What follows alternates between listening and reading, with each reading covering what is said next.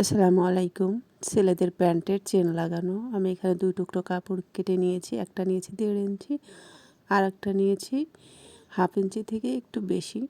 এক মাথা চিকন, এক মাথা মোটা। এরপরে দাগিয়ে এই জায়গাটা প্রথম পার্টটা জয়েন করে নেব, যেটা হচ্ছে গিয়ে ১.৫ ইঞ্চি নিয়েছি। এক সেলাই দিয়ে এটা আটকে নিচ্ছি। এরপরে এটাকে ভাঁজ দিয়ে এরপরে একটা চাপ সেলাই দেব। চাপ সেলাইটা কিন্তু ছোট কাপড়ের উপর পড়বে। চাপ সেলাই দেওয়ার পরে এটাকে কেটে নিচ্ছি। এখন এটার উপরে আমরা চেন বসাবো। চেনের উপরে যে শক্ত অংশ আছে এটা আমি কেটে নিচ্ছি। এরপরে চেনের বাম সাইডটা ওই পট্টির উপরে বসাবো। বাম সাইডটা আবারও বলে দিচ্ছি, বাম সাইডটা পট্টির উপরে বসিয়ে সেলাই করে নেব। এতটুকু সাইডে রাখবো যেন চেনটার উপরে ওই ছোট্ট কাপড়টা ভাঁজ দেওয়া যায়। এরপরে সেলাইটা করে কেটে নিয়েছি। এরপরে যে পট্টির কাপড়টা রেখেছি এটা উল্টো পাশে বসিয়ে ডান সাইডে সদর করে সেলাই দিয়ে দেবো। ছোট্ট কাপড়টা ডান পাশে বসিয়েছি আর চওড়া কাপড়টা বাম পাশে বসিয়েছি। এরপরে সেলাই দিয়ে দিবেন। সেলাই করা হয়ে গেছে।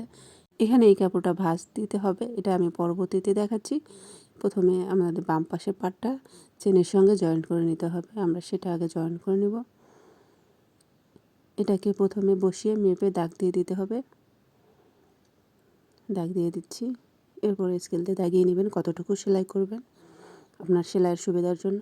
তারপরে ভাঁজ দিয়ে এইটার উপরে বসিয়ে সেলাই করব।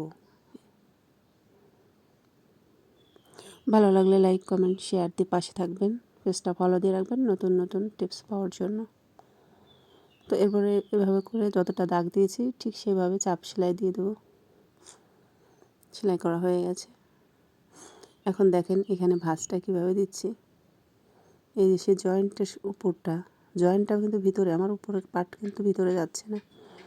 জয়েন্টের কাপড়টা ভিতরে দিয়ে এভাবে বসিয়ে চক দিয়ে প্রথমে দাগিয়ে নেবেন সেলাইয়ের সুবিধার জন্য। তারপর সেলাই করবেন। অনেকে হয় সেলাই দিতে গেলে আঁকাবাঁকা হয়ে যায়, তো তার জন্য চক দিয়ে দাগিয়ে নেবেন। এরপরে বসিয়ে সোজা করে ধরে সেলাই করে দেবেন। ছোটো পাটটা যেন আবার জয়েন্ট না হয়ে যায়, নিচে শক্ত অংশটা কাটিং করে নেবেন। আমি যেহেতু বাচ্চাদের জন্য তৈরি করছি এজন্য আমি কেটে নিচ্ছি। এরপর এখানটা ঘুরিয়ে একটু লক করে নেব। তারপরে সাইড দিয়ে আর একটা সেলাই দিয়ে দেবো, হচ্ছে ডবল সেলাই করব। 100টা পরিমাণ বাড়তি রেখে সাইডটা সেলাই করে দিচ্ছি।